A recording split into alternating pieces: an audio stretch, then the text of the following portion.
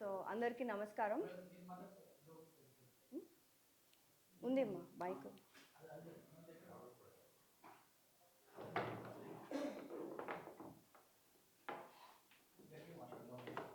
Okay,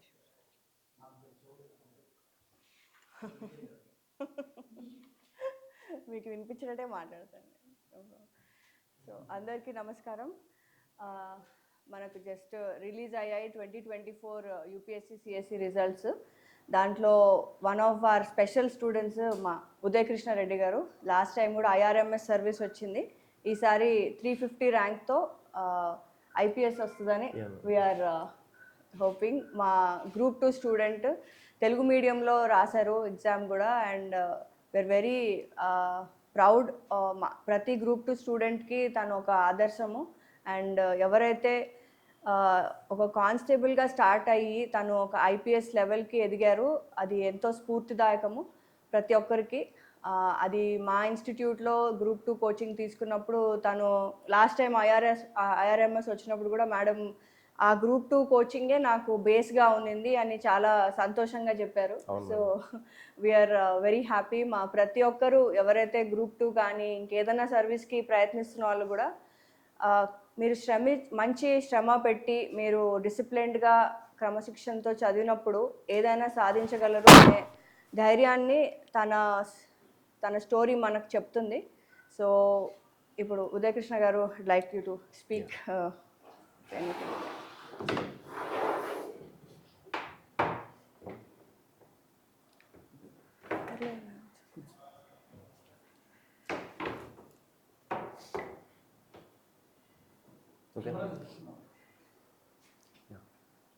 అందరికీ నమస్కారం అండి. Thank you very much madam for your warm wishes. So నేను ఆర్సీ రెడ్డిలో 2015లో గ్రూప్ 2 కోచింగ్ అనేటువంటిది తీసుకోవడం జరిగిందండి. సో ఆ గ్రూప్ 2 ఫౌండేషన్ ఏదైతే ఉందో తర్వాత నేను సివిల్ సర్వీసెస్ ప్రిపేర్ అయ్యేదానికి చాలా ఉపయోగపడింది. సో ఆ ఫౌండేషన్లో ఉన్నటువంటి ఎవ్రీ ఫ్యాకల్టీ, ఆ ఫౌండేషన్ బ్యాచ్లో ఉన్నటువంటి ఎవ్రీ ఫ్యాకల్టీ ఆల్మోస్ట్ అందరూ సివిల్ సర్వీసెస్ స్థాయిలోనే నాలెడ్జ్ని చెప్పడం అనేటువంటిది జరుగుతుంది. తర్వాత కొన్ని గ్రూప్ 2లో లేనటువంటి అంశాలు ఏవైతే ఉంటాయో old history, social issues, okay, ఇలాంటి సబ్జెక్ట్స్ ఏవైతే ఉంటాయి, ఇంటర్నల్ సెక్యూరిటీ, వాటిని నేను ఎక్స్ట్రా ఎఫర్ట్స్ పెట్టి ప్రిపేర్ అవడం అనేటువంటిది కూడా జరిగింది. సో దానితో పాటుగా ఆసిరెడ్డి సారు కూడా నాకు 2019 నుంచి ఇంటర్వ్యూ గైడెన్స్ అనేటువంటిది కూడా ఇవ్వడం జరిగింది. నేను థర్డ్ టైం ఇంటర్వ్యూకి వెళ్ళడం జరిగింది. సో 2019, అదేవిధంగా 23 అండ్ ఈ విధంగా 24 every time R C Reddy sir inputs అనేటువంటివి చాలా ఉపయోగపడాయి. సో ఎస్పెషల్గా సార్ ఒక 6 ప్రిన్సిపల్స్ అని చెప్తారు. సో ఆ 6 ప్రిన్సిపల్స్ అనేటువంటివి ఉంటే సివిల్ సర్వీసెస్ సాధించడానికి అభ్యర్థి ఎలిజిబుల్ అని చెప్పి అంటారు. వాటిలో ఎక్కువ అనలిటికల్ స్కిల్స్, డెడికేషన్ ఉండటం, చుట్టూ ఉన్నటువంటి ఎన్వైర్న్మెంట్ని అబ్జర్వ్ చేయగలటం, కోరిలేట్ చేయటం, కాన్సెప్చువల్ క్లారిటీ అనేటువంటిది ఉండటం, ఆర్టికులేషన్ స్కిల్స్ అనేటువంటివి ఉండటం, ఇటువంటి ఆస్పెక్ట్స్ ఏవైతే ఉంటాయో అవన్నీ ఇంప్రూవ్ చేసుకోవాలని చెప్పేటువంటి వారు. సో ఈ విధంగా నాకు ఆర్సీ రెడ్డి ఇన్స్టిట్యూట్ తోటి ప్రత్యేక అనుబంధం అనేటువంటిది ఏర్పడటం జరిగింది.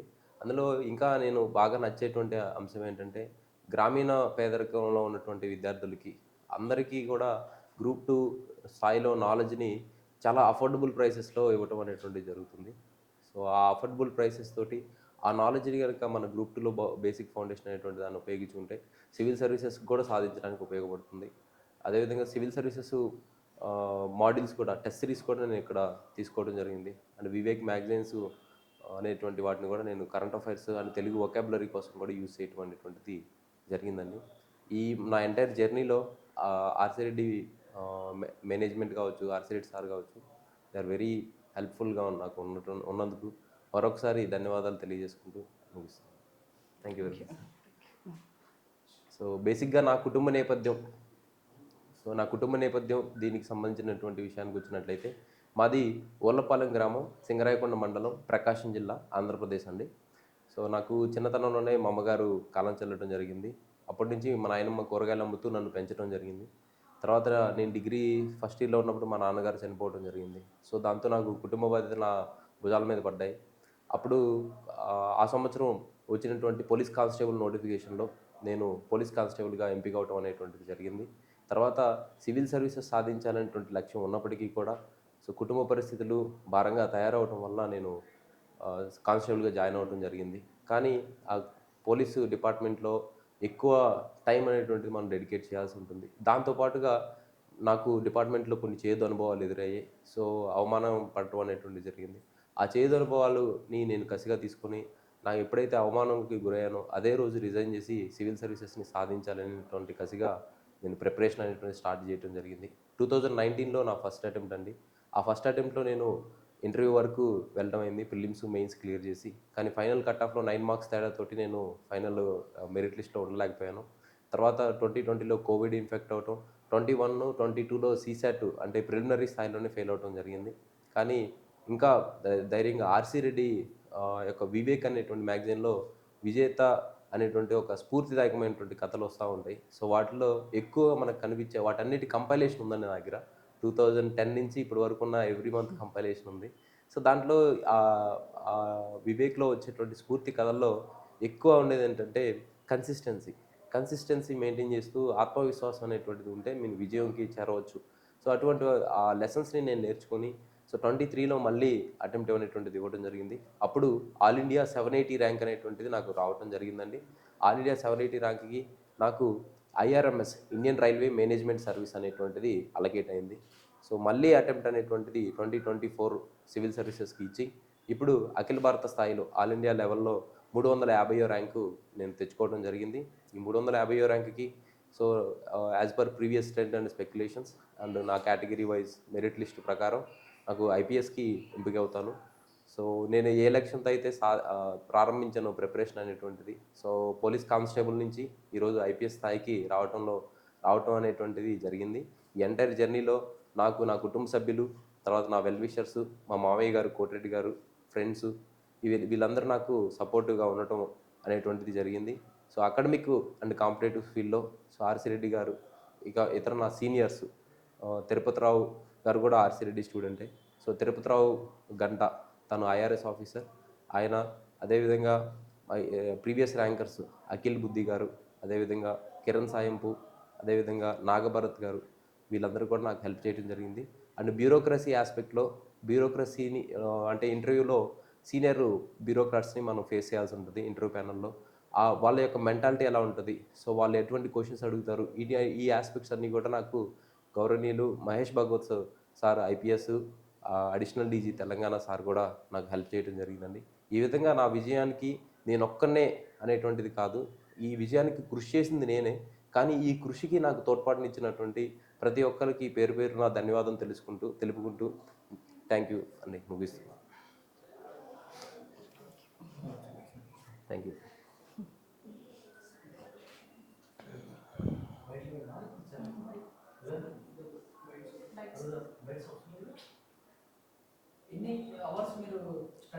యాహ్! నేను ఆన్ అండ్ యావరేజ్ అంటే ఈ ఎన్ని అవర్స్ అనేటువంటిది it depends on your preparation strategy అండి. సో, మనం ఇనిషియల్‌గా ఉండి అసలు మనకి సబ్జెక్ట్ ఏమీ తెలీదన్నప్పుడు మనం చాలా ప్యాషనేట్‌గా డేలో ఉన్న ఎక్కువ టైంని మనం ఉపయోగించుకొని సబ్జెక్ట్ ఫౌండేషన్ బిల్డ్ చేసుకోవాలండి. నేను సబ్జెక్ట్ ఫౌండేషన్ బిల్డ్ చేసుకునే టైంలో రోజు 11 గంటలు, 12 గంటలు కూడా చదవటం జరిగింది. వన్స్ నేను ఫౌండేషన్ బిల్డ్ చేసుకొని, షార్ట్ నోట్స్ తయారు చేసుకొని టెస్టులు రాసేటువంటి స్థాయికి నాలెడ్జ్‌ని నేను ఇంప్రూవ్ చేసుకున్న తర్వాత అప్పుడు ఎక్కువ శ్రమ పడాల్సిన అవసరం ఉండదండి. జస్ట్ ఆల్రెడీ ఉన్న నాలెడ్జ్‌కి అప్డేట్ అవ్వటమే అనేటువంటిది ఉంటుంది. ఆ టైంలో 7-8 అవర్స్ డైలీ కన్సిస్టెంట్‌గా మనం మెయింటైన్ చేయటం అనేటువంటిది జరుగుతుంది. మళ్ళీ ప్రిలిమినరీ ఎగ్జాము, మెయిన్స్ ఎగ్జాము ఇటువంటి దగ్గరకొచ్చే కొంది ఆ 2 మంత్స్ మళ్ళీ ఇంటెన్సివ్‌గా 12 అవర్స్, 13 అవర్స్, ఈవెన్ 14 అవర్స్ కూడా మనం పుష్ చేయాల్సి ఉంటుంది. ఈ విధంగా మనం ఫార్మేటివ్ అంటే ప్రిపరేషన్ స్టార్ట్ చేసినప్పుడేమో ఎక్కువ ఇంటెన్సిటీతో చదవాలి. తర్వాత మిగతా ప్రిపరేషన్ అప్డేట్ అయ్యే టైంలో అట్లా చేయాలి.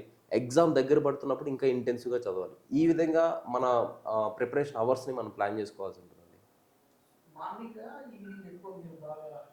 నేను ఎక్కువ మార్నింగ్ టైం చదివేవాడినండి. మార్నింగు 3-3:30 నుంచే నాకు నా డే స్టార్ట్ అయ్యేది. సో, అప్పుడేంటంటే మనకి చాలా టైం అనేటువంటిది మన చేతిలో ఉంటుందండి. సో, 3:30 నుంచి 4 నుంచి స్టార్ట్ అయ్యేది. తర్వాత ఎగ్జామ్స్ నియర్ అయ్యేటప్పుడు మాత్రం ఈ టైమ్ టేబుల్‌ని స్ట్రిక్ట్‌గా మెయింటైన్ చేసేవాడిని. ఎగ్జామ్స్ కొద్ది దూరంలో ఉన్నప్పుడు కొంచెం మెంటల్ స్ట్రెస్‌ని మెయింటైన్ చేసుకోవడం కోసం కూడా నేను 5 నుంచి స్టార్ట్ చేయడం అనేటువంటిది కూడా జరుగుతుంది. ఇట్ ఆల్ డిపెండ్స్ ఆన్ మన ఎగ్జామ్ అనేటువంటిది, మన నాలెడ్జ్ లెవెలు, మన స్ట్రాటజిక్ ప్లానింగ్ అనేటువంటిది ఈ ఆస్పెక్ట్స్ మీద డిపెండ్ అయి ఉంటుంది. సో కష్టంగా ఉన్న సబ్జెక్ట్ని మనం ఫస్ట్ కంప్లీట్ చేయాలండి, ఎందుకంటే అది ఎక్కువ టైం డిమాండ్ చేస్తుంది. ఈజీగా ఉన్నటువంటి సబ్జెక్ట్ని మనం తర్వాత డీల్ చేయొచ్చు. సో మనకి కొన్ని సైకలాజికల్ టెక్నిక్స్లో కూడా ఏదైనా కష్టంగా ఉన్నటువంటి టాపిక్ని, వర్క్ని కనుక ముందు ఫినిష్ చేస్తే దాంట్లో వచ్చినటువంటి ఎబిలిటీ అండ్ రెసిలియన్స్ ఏదైతే ఉంటుందో అది సింపుల్ సబ్జెక్ట్స్ని, సులభంగా ఉన్నటువంటి సబ్జెక్ట్స్ని ఇంకా సులభంగా చేయడానికి కూడా హెల్ప్ అవుతుంది. సో కాబట్టి కష్టంగా ఉన్న సబ్జెక్ట్ని నేను ఫినిష్ చేసేవాడిని ఫస్ట్. తెలుగులో మెయిన్స్ రాయటం జరిగింది. సో ఇంటర్వ్యూ అనేటువంటిది ఇంగ్లీష్లో ఇవ్వడం జరిగిందండి. అంటే 2015 నుంచి ప్రిపరేషన్ స్టార్ట్ చేశానన్నారు. అవును. ఇప్పుడు 2025 వచ్చింది. సో సబ్జెక్ట్స్ అన్నవి మనకి కొంచెం ఎంతో కొంత చేంజెస్ రావడం అనేది ఏదైనా జరిగిందా? అవును. అండ్ సో దాంట్లో మళ్ళీ మీకు ఏమైనా హడల్స్ ఫేస్ చేయడం జరిగిందా? హడల్స్ అంటే నాకు ఏమీ పెద్ద హడల్స్ నాకు ఏమి అనిపించలేదండి. బికాస్ నేను డిగ్రీ BA ఇంగ్లీష్ లిటరేచర్ చేశాను. అదేవిధంగా డ్యూయల్ డిగ్రీ చేశాను. అంబేద్కర్ ఓపెన్ యూనివర్సిటీలో వేరే డిగ్రీ చేశాను. సో ఈ 2 డిగ్రీ, ఒకటి ఇంగ్లీషు ఒకటి తెలుగులో చేయడం వల్ల నాకు 2 భాషల పైన పట్టు అనేటువంటిది రావడం జరిగింది. అయితే నా బాల్యం అంతా, నా స్కూలింగ్ అంతా అనేటువంటిది మాతృభాష తెలుగులో జరగడం జరిగింది. ఈ తెలుగులో చదివి గ్రాడ్యుయేషన్ ఇంగ్లీష్లో చదివినటువంటి విద్యార్థులు ఏంటంటే, వాళ్ళు ఏదైనా ఒక సమాచారాన్ని ఫస్ట్ తెలుగులో ఆలోచించి తర్వాత దాన్ని తర్జుమా చేసి రాయటం అనేటువంటిది, అంటే ట్రాన్స్లేషన్ చేసి రాయటం అనేటువంటిది జరుగుతుంది. ఈ క్రమంలో మనకి సైకలాజికల్గా ఒక కాగ్నిటివ్ బ్యారియర్, ట్రాన్స్లేషన్ అనేటువంటి బ్యారియర్ ఏర్పడుతుంది. అదే నాకు ఆ డిజబిలిటీ, అంటే సివిల్ సర్వీసెస్ మెయిన్స్లో time is very important. So every 7 minutesకి you have to finish 1 question. So ఇప్పుడు 20 క్వశ్చన్స్కి నాకు 20 minutes ఎక్స్ట్రా పడితే ట్రాన్స్లేషన్ చేయడం కోసం నాకు ఒక 2-3 క్వశ్చన్స్ నేను లూజ్ అవుతా. సో నేనేం చేశానంటే, నాకు 2 భాషల మీద పట్టు ఉంది. సో అప్పుడు నాకు తెలుగులో రాస్తే డైరెక్ట్గా ఒకటేసారి థింక్ చేసి ఒకటేసారి రాయగలుగుతాం. సో నాకున్న ఆ అడ్వాంటేజ్ని నేను నా అసెట్గా మార్చుకోవడం కోసంగా నేను ఈ స్ట్రాటజీ